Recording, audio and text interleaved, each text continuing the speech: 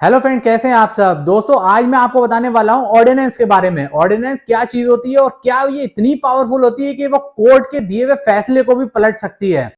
वैसे तो आप सबको बताया गया कि अपने इंडिया में इतने सारे लॉज हैं और इतने लॉ एक के बाद एक गवर्न होते हैं, आपको खुद नहीं पता चलेगा कि कौन सा क्राइम आप कहां करते हैं तो कौन सा लॉ इंप्लीमेंट किया जाता है।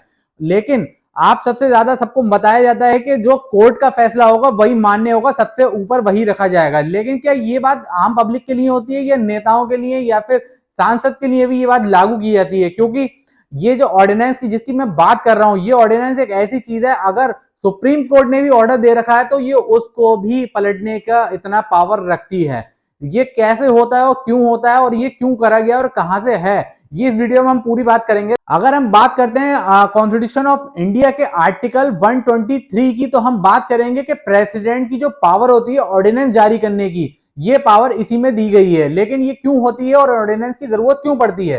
कि वैसे तो इंडिया में इतने लॉ बने हुए हैं और इतने लॉ कहाँ इंप्लीमेंट होते हैं आपको नहीं पता होता है। लेकिन लोग कहते क्या है कि अगर कोर्ट ने आपको कोई ऑर्डर दे दिया है, कोर्ट का कोई जजमेंट हो गया है, तो उसको कोई नहीं टाल सकता कोर्ट के जजमेंट को, और कोर्ट का ऑर्डर ही सर्वोपरि होता है। लेकिन ऑर्डिनेंस में ऐसी कौन सी पावर आ जाती है कि कोर्ट के ऑर्डर को भी पलट देता है? दोस्तों, अगर हम बात करें कि ऑर्डिनेंस कैसे लेके आते हैं और या कब राष्ट्रपति ऑर्डिनेंस जारी करते हैं, तो उसकी बात करें तो दोस्तों सबसे पहले बता दूंगा, तो अगर किसी विषय पे गवर्नमेंट को कानून बनाना होता है और लेकिन उस समय संसद नहीं चल रही होती है या किसी वजह से संसद कार्य बंद होता है, तो दोस्तों गवर्नमेंट क्या करती है कि ये ऑर्डिनेंस राष्ट्रपति द्वारा पारित कराती है और ये ऑर्डिनेंस की पावर उतनी ही होती है जितने संसद में बनाए हुए कानून की। लेकिन ये ऑर्डिनेंस वापस लिया जा सकता है, लेकिन कानून जो होता है कानून में फेरबदल कर सकते हैं, कानून को वापस एकदम नहीं ले सकते क्योंकि वो संसद द्वारा बड़ा सोच समझ के बनाया जाता है। जिससे ऑर्डिनेंस जब पारित किया जाता है तो किसी काम को कराने के लिए कानून बनाया जाता है तो फौरन के फौरन उसमें ऑर्डिनेंस जारी कर दिया जाता है, या फिर किसी अगर सुप्रीम कोर्ट का ऑर्डर भी अगर उन्हें पलटना होता है तो उस पर भी ऑर्डिनेंस जारी कर देते हैं। अगर हम किसी अध्यादेश यानी ऑर्डिनेंस को पारित करने की बात करें तो केंद्रीय मंत्रिमंडल की सलाह पर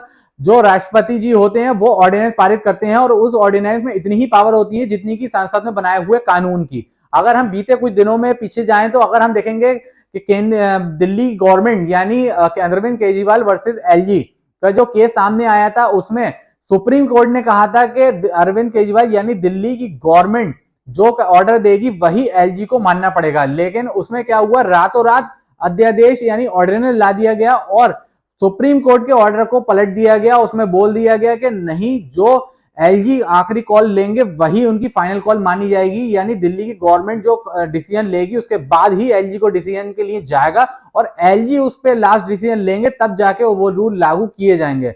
अब आप साफ देख सकते हैं कि इसमें किस तरीके से तोड़ मरोड़ के सुप्रीम कोर्ट के ऑर्डर को भी पलट दिया गया। और अगर हम बात करें इसकी, तो इसमें चुनौती दी जा सकती है क्योंकि कई कानून ऐसे होते हैं बहुत ज्यादा स्ट्रिक्ट होते हैं या कई चीजें इतनी स्ट्रिक्ट होती हैं कि जिसकी वजह से अपील भी लोग करते हैं, उसके खिलाफ जाते हैं। तो क्या ऐसा हो सकता है कि हम ऑर्डिनेंस के खिलाफ भी जा सकते हैं?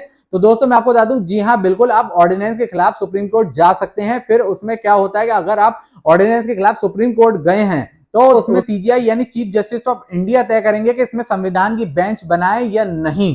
दोस्तों, अगर आपको कुछ नया सीखने को मिला हो तो चैनल को सब्सक्राइब कर दीजिएगा और वीडियो को ज्यादा शेयर कर दीजिएगा। देखते रहिए मेरे YouTube channel legal defence. Thank you.